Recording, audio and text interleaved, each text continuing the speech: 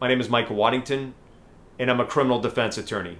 I have been aggressively defending military service members for over 20 years. If you or a loved one are stationed at Kaneohe Bay in Hawaii, and you're suspected or accused of any crime under the UCMJ, such as an Article 120 sexual assault or sexual harassment, and your career's in jeopardy, then reach out and speak with one of our experienced military lawyers today.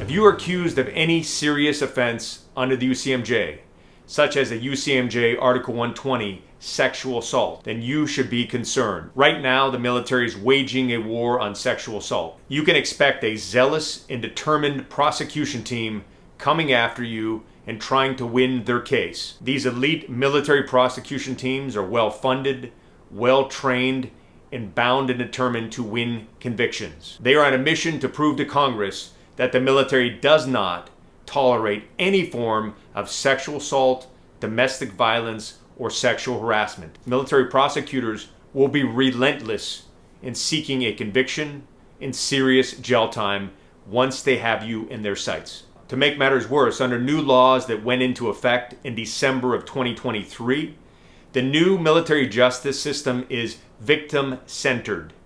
What that means to you, if you're accused, is that if a person makes an allegation against you, they are believed from the start. They won't probe the credibility of a person making an allegation.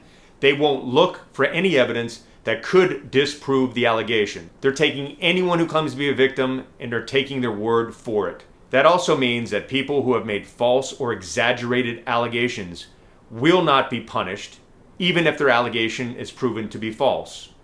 If anything, they may be allowed to retire and get military benefits for military sexual trauma, even if the allegation is proven false in court. You can expect to encounter law enforcement trained to start by believing. Therefore, you're presumed to be guilty once the investigation has started, and the law enforcement and prosecutors will act accordingly.